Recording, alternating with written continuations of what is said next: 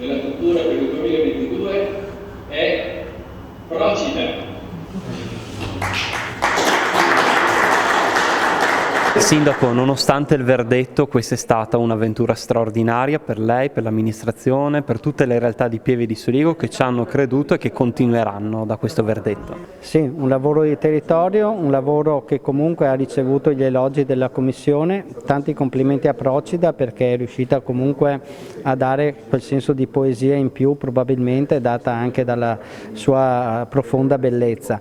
Il nostro è un lavoro che continuerà nei prossimi anni, che è iniziato 1 anno e mezzo fa nel mettere insieme le eccellenze delle progettualità che ci sono in questo territorio, che ha molto da dire. Per quanto riguarda i ringraziamenti, sono tante le persone da ricordare, una persona o una cosa in particolare e un aspetto di Pieve di Soligo che è stato valorizzato nel video che vuole riportare qui con i nostri lettori.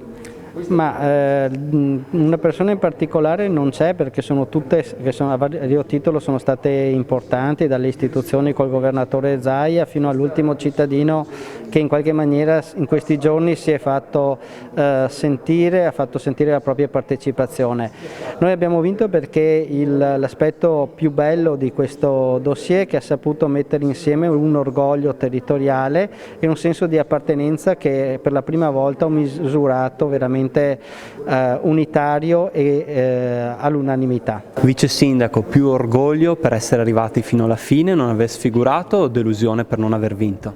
Più orgoglio, davvero. Anche nella relazione di commento del Presidente della Commissione è stato riconosciuto l'apporto anche nostro che abbiamo dato come nuovo modo di vedere appunto l'idea di capitale della cultura, che anche i piccoli centri, le aree interne costituiscono un patrimonio che deve essere valorizzato e appunto finanziato anche dal Ministero. Non è un caso che appunto abbiano accennato alla possibilità di finanziare anche le finaliste, quindi ci auguriamo che per il futuro ci possa essere per la nostra progettualità un sostegno anche da parte del Ministero della Cultura. Il vostro azzardo di candidare una piccola città capitale italiana della cultura in realtà non lo è stato, perché ha vinto una piccola città, e quindi il vostro progetto, la vostra provocazione, insomma, è stata anche una mossa corretta. Assolutamente sì, anzi diciamo che forse la vittoria di Procida rafforza proprio la nostra proposta. È evidente che dopo la vittoria di Parma, la vittoria diciamo, per ovvi motivi di Bergamo e Brescia, sarebbe stato difficile premiare una città del nord, ed è anche vero che il progetto di Procida è un progetto molto bello, molto inclusivo, col quale penso che costruiremo da subito un ponte culturale di relazioni, proprio perché il 2022 sarà l'anno di Procida, ma sarà anche l'anno delle altre 9 città finaliste, tra cui noi. E la cosa importante che ha detto il Ministro Franceschini è stata proprio che tutte le città finaliste meritavano di vincere, non potevano farle vincere tutte, dovevano sceglierne una, ma in realtà significa che noi in qualche modo abbiamo vinto, e la vittoria di una piccola città segna anche il fatto che non serve essere grandi o avere grandi beni culturali per promuovere un'idea di cultura, e questo significa che il nostro territorio